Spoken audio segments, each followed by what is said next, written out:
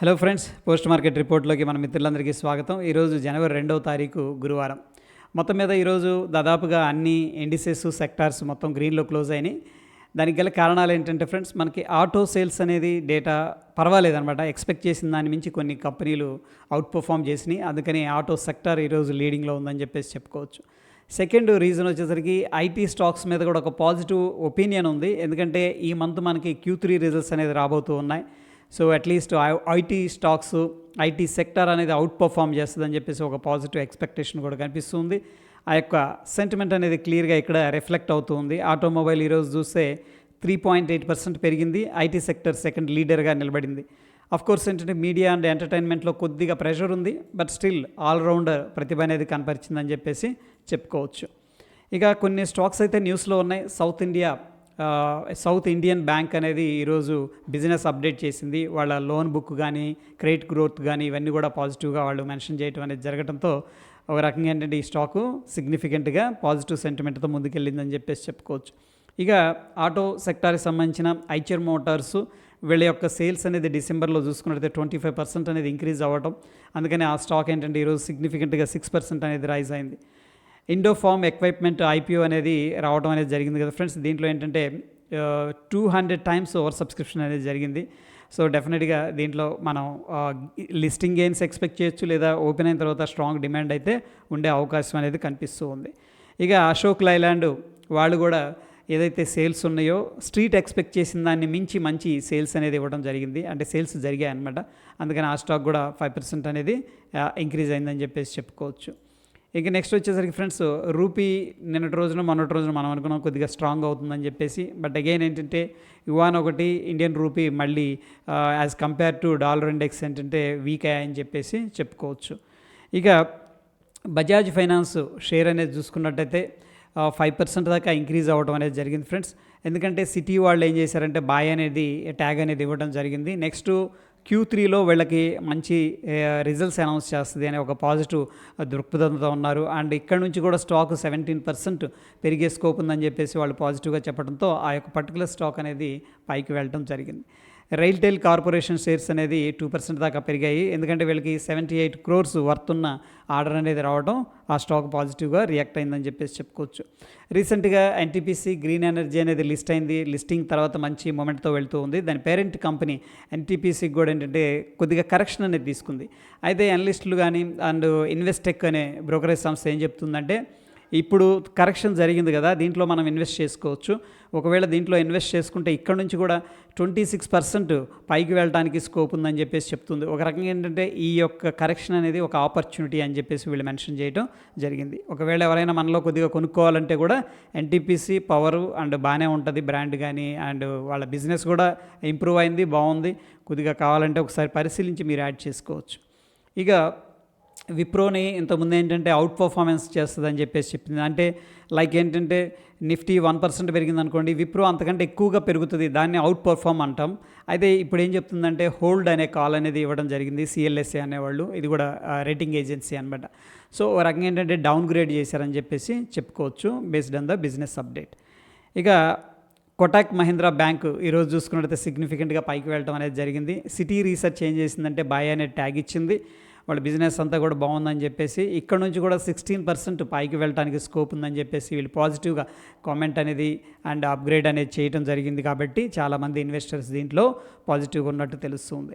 ఇక IPOs గురించి చూస్తే టెక్నికెమ్ ఆర్గానిక్స్ లిమిటెడ్ అనేది ఇది వచ్చేసరికి ఫ్రెండ్స్ మనకి SME కేటగిరీకి సంబంధించింది. బిడ్డింగ్ అయితే ఆల్రెడీ క్లోజ్ అయిపోయింది ఈ రోజుతో. బట్ సబ్స్క్రిప్షన్ చూడండి, ఏకంగా 362 times అనేది ఓవర్ సబ్స్క్రిప్షన్ జరిగింది. ఒకవేళ ఎలకేట్ అయితే కూడా ప్రాబ్లీ మంచి లిస్టింగ్ గెయిన్స్ ఉండొచ్చు అని చెప్పేసి అనిపిస్తుంది. ఈ మధ్యకాలంలో మెయిన్ బోర్డు IPOs అనేది చాలా తక్కువగా వస్తూ ఉన్నాయి. అయితే ఇండోఫార్మ్ ఎక్విప్మెంట్ లిమిటెడ్ అనేది నిన్న కూడా మనం చెప్పుకున్నాం. ఇదైతే ఫ్రెండ్స్ ప్రస్తుతానికి బిడ్డింగ్కి క్లోజ్ అయిపోయింది. ఇది మెయిన్ బోర్డు IPO అనమాట. సబ్స్క్రిప్షన్ బేస్ అనేది మనం తీసుకున్నట్లయితే ఇక్కడ 222 times ఓవర్ సబ్స్క్రిప్షన్ అనేది జరిగింది. Definite in the sense highest probability అనేది దీంట్లో ఉంటుంది అనమాట. ఇది లిస్టింగ్ గెయిన్స్ కానీ అక్కడ ఓపెన్ అయిన తర్వాత కూడా బయింగ్ ఇంట్రెస్ట్ అనేది దీంట్లో కనబడే స్కోప్ అయితే ఉంది. ఇక SME కేటగిరీకి సంబంధించిన Leo dry fruits and spices అనేది కూడా IPOకు రావడం అనేది జరిగింది. 1వ తారీఖు ఓపెన్ అయింది, 3వ తారీఖు అంటే రేపు క్లోజ్ అయిపోతుంది. దీంట్లో సబ్స్క్రిప్షన్ బేస్ మనం చూసుకుంటే 9 టైమ్స్ అనేది ఓవర్ సబ్స్క్రిప్షన్ కనిపిస్తుంది. మినిమం ఇన్వెస్ట్మెంట్ దీనికి అప్లై చేయాలంటే కూడా 1,02,000 రూపాయలు అనేది అవసరం అవుతుంది. పరమేశ్వర్ మెటల్స్ లిమిటెడ్ ఐపీఓ అనేది మనం తీసుకుంటే ఈ రోజే ఓపెన్ అయింది. ఓపెన్ అయిన రోజే మనకి దగ్గర 10 టైమ్స్ అనేది ఓవర్ సబ్స్క్రిప్షన్ జరిగింది. 6వ తారీఖు ఇది క్లోజ్ అయిపోతుంది ఫ్రెండ్స్. సో దీంట్లో మనం అప్లై చేసుకోవాలంటే కూడా 1,14,000 రూపాయలు అనేది అవసరం అవుతుంది.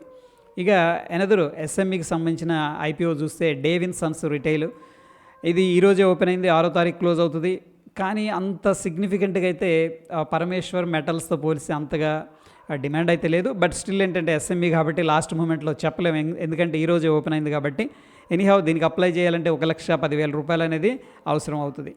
ఇక రేపటి రోజున ఫ్యాబ్టెక్ టెక్నాలజీస్ క్లీన్ రూమ్స్ అనేది ఇది ఎస్ఎంఈకి సంబంధించిన ఐపీఓ అనేది రావడం జరుగుతుంది ఫ్రెండ్స్.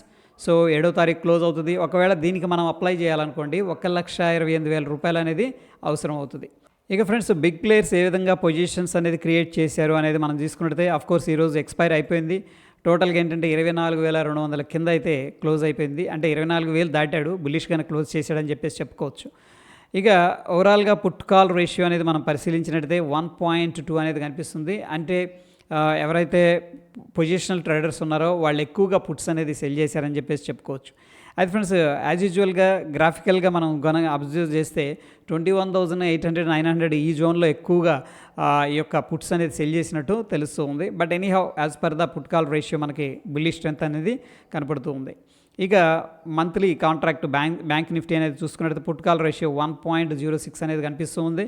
సో ఫ్రెండ్స్ ఇక్కడ మనకి నియర్ బై అయితే కాల్స్ ఎక్కువగా సెల్లింగ్ అనేది జరిగినట్టు తెలుస్తూ ఉంది. ఎనీహౌ అవుట్ ఆఫ్ ద మనీలో మాత్రమే ఎక్కువగా పుట్స్ అనేది సెల్ చేస్తున్నారు.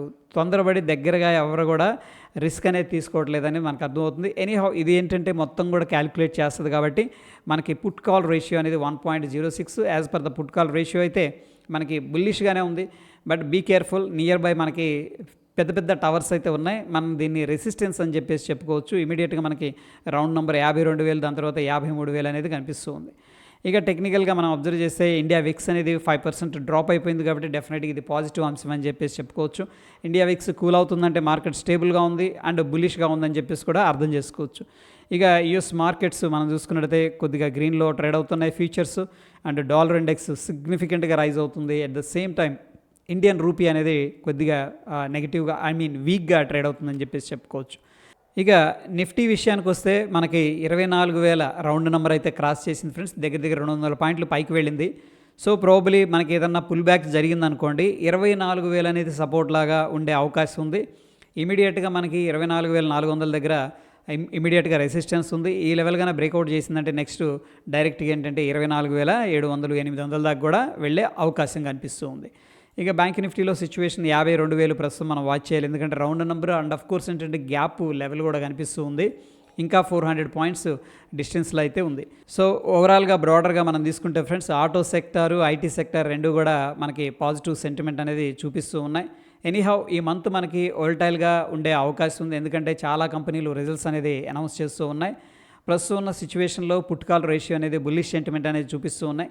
బట్ హయ్యర్ లెవెల్స్లో చాలా జాగ్రత్తగా ఉండాలి. ప్రస్తుతం మన ట్రేడ్ ప్లాన్ ఎలా ఉండాలంటే ఫ్రెండ్స్ ఎనీ డిప్ అయితే కూడా మనం బాయింగ్ ఆపర్చునిటీ అనేది ప్లాన్ చేసుకోవచ్చు. ఫ్రెండ్స్ ఒకవేళ మీరు ట్రేడర్ అయినా ఇన్వెస్టర్ అయినా సరే మన టెలిగ్రామ్ ఛానల్లో ఉన్న అప్డేట్స్ అనేది గమనించండి.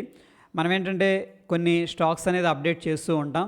ఈరోజు ఏం జరిగిందంటే ఈ యొక్క యాప్టెక్ షేర్ అనేది 181 దగ్గర బై చేసినట్టు నేను అప్డేట్ చేశాను. అది దాని తర్వాత 188కి కూడా వెళ్ళిందనమాట. ఓకే, ఎనీహౌ ఏదన్నా ఇంపార్టెంట్ అప్డేట్స్ ఉంటేనే మన టెలిగ్రామ్లో షేర్ చేస్తాను, ఒకసారి చూడండి, మీకు హెల్ప్ అవుతుంది. స్వింగ్ ట్రేడింగ్ పర్పస్ లేదా ఇన్వెస్ట్మెంట్ పర్పస్ అనుకుంటే కూడా తప్పకుండా జాయిన్ అవ్వండి. ఓకే, సో ఇది ఫ్రెండ్స్ పోస్ట్ మార్కెట్కి సంబంధించిన అప్డేట్స్. మరొక ఇంట్రెస్టింగ్ ఎపిసోడ్లో మళ్ళీ కలుసుకుందాం. Stay tune. ధన్యవాదాలు.